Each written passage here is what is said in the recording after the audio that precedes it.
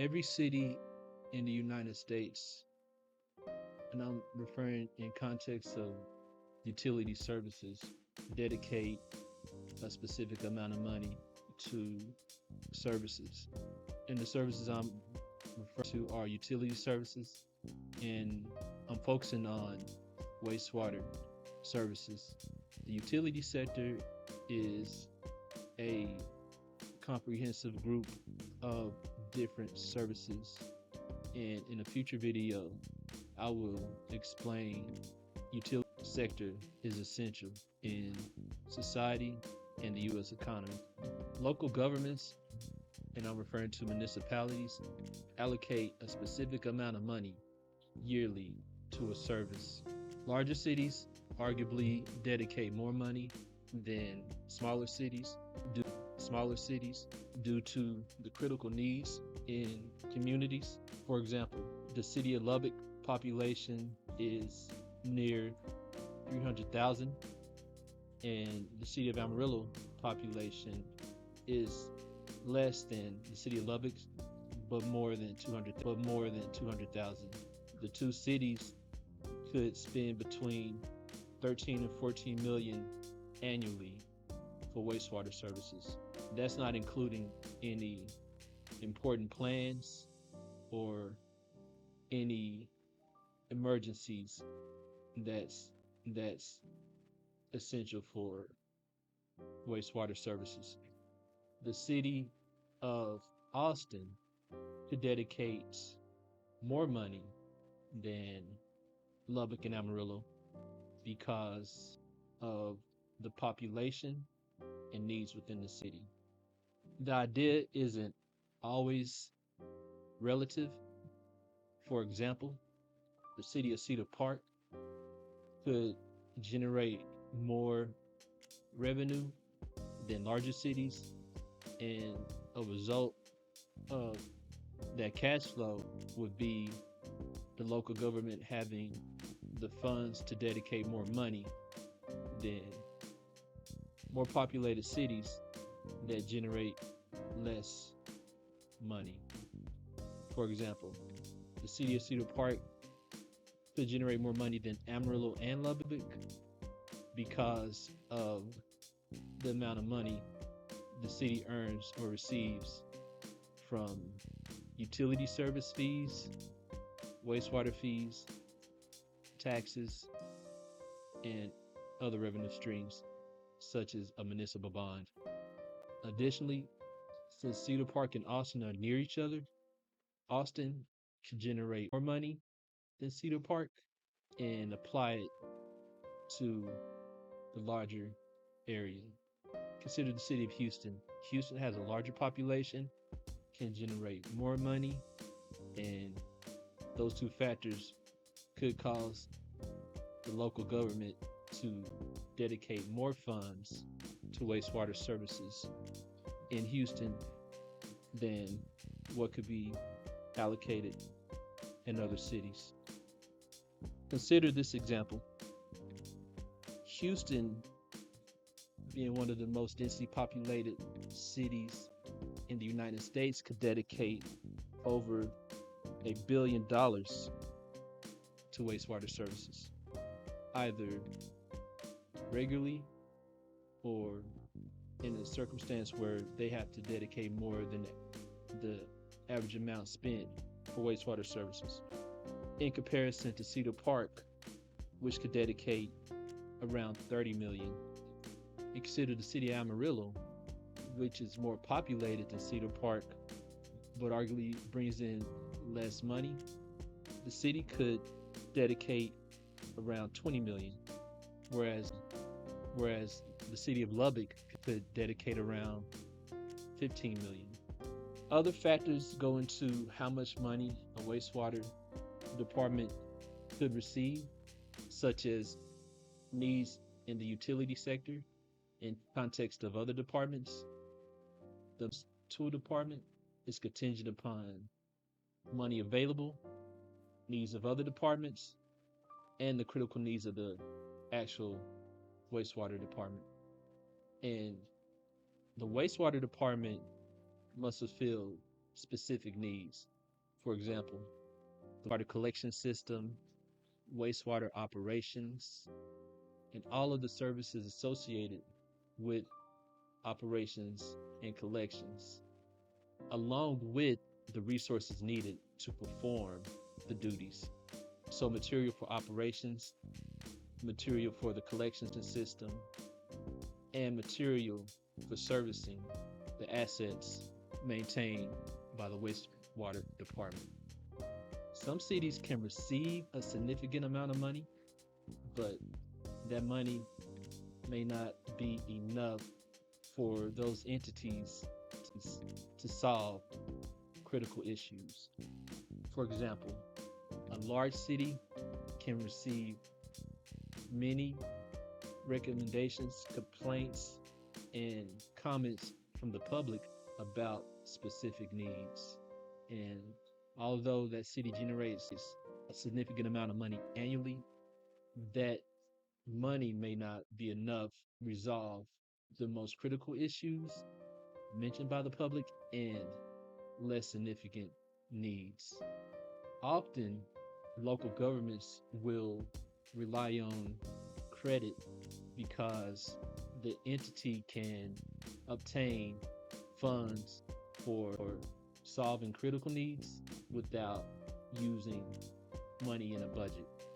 A bond is a source of money, and I'm referring to a municipal bond. And think about a municipal bond in the way that you would think of a credit card.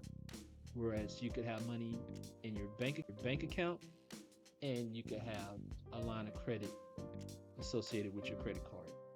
The line of credit that a resident in the United States sustains factors into the amount of money available, and that concept is relative to the line of credit of an entity seeking to obtain a municipal bond. An entity could have a AAA, AA, or single A line of credit. Some cities have a AAA line of credit, such as Scottsdale, Arizona, whereas some communities have a AA line of credit, such as the city of Amarillo and other cities. Different factors go into how much an entity can receive in terms of funds. And one significant factor is debt. Just like a resident in the United States must pay back money to lower credit card debt, these municipalities must repay money provided through a municipal bond. A challenge for some communities is the urban sprawl effect on urban and suburban communities, specifically accommodating or controlling sprawling populations with the resources that's available within a given time frame. For example, a city could request funds to improve conditions of a wastewater system and receive those funds. However, the amount of money earned by that entity within a given year changes and could change, and in an instance lowers, then that entity can only pay back a specific amount of money. Consider New York City. Some analysts believe the city is in debt for various factors due to the debt amount owed for municipal bonds. The city can request bonds, receive funds. However, if New York City is unable to repay that amount, then that municipal bond debt would inevitably only increase. So as that city grows population-wise, generates significant money in the form of tax revenue and fees and services, the issue would remain if the city of New York cannot accommodate, capture, or control that population sprawl. And consider the idea of each urban area having the responsibility of fulfilling the needs of a specific area. The city of Austin provides services to residents within the jurisdiction, whereas the city of Cedar Park provides services to residents within the city jurisdiction, and other communities rely on the respective municipalities to provide services within those jurisdictions. Austin, being a city that's landlocked between Leander, Cedar Park, and other regions, can either annex or incorporate regions within the area into the jurisdiction. However, the city must fulfill direct and important needs, and therefore must dedicate the funds towards providing wastewater services within the city jurisdiction. City of Austin could have a history of lowering municipal bond debt or requesting few municipal bonds, and also have a history of generating significant tax revenue. The city does not provide services in nearby areas such as Maynard, Texas, and the taxes earned in Maynard, the fees charged in Maynard, and the services provided in Maynard directly affects or goes to the budget associated with the city of Maynard. The line of credit of Maynard, Cedar Park, Leander, and Round Rock is not relative to the city of Austin's line of credit. The city can fulfill needs with the funds available. However, as population sprawls to suburban areas from Austin, the city of Austin cannot accommodate those communities. And the main reason why is because the city will not accommodate sprawl going from the Austin area to other regions. So as population sprawl, residents could live in areas that provide services that's a specific area, are leaving densely populated cities of populations due to the cost of living and other factors to less populated ones. A direct effect of that is these local governments must provide services to the growing populations. Some residents moved from Austin to the Pflugerville area. That increased the city of Pflugerville's ability to generate tax revenue, but also the need to serve more people was necessary. And generally, services are expensive to maintain.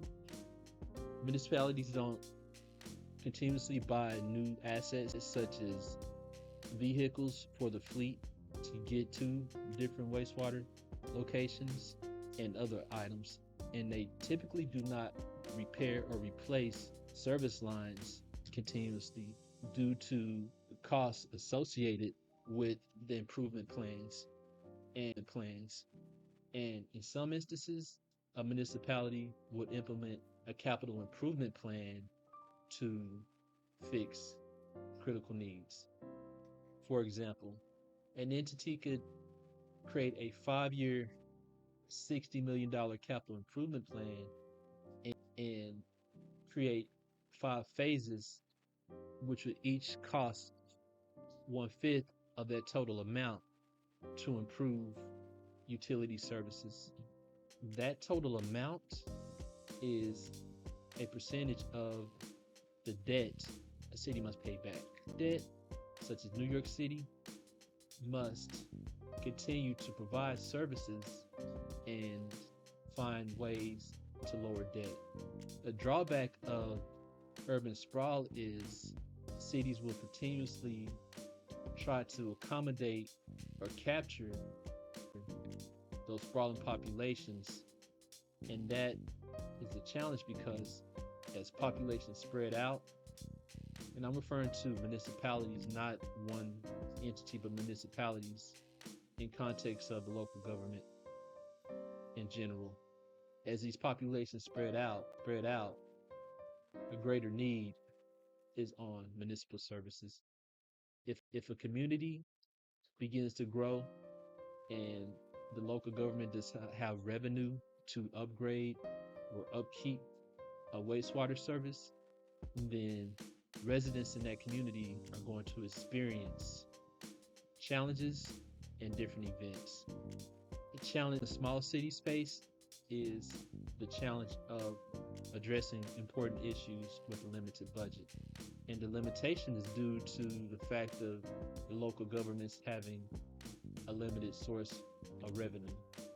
In some instances, small and rural communities pay employees less than the industry average because they can't generate the annual revenue to provide a competitive rate in comparison to neighboring local or other municipalities. In a scenario, either viable or hypothetical, a municipality would control population growth, and this would equate to people living in communities for extended periods instead of moving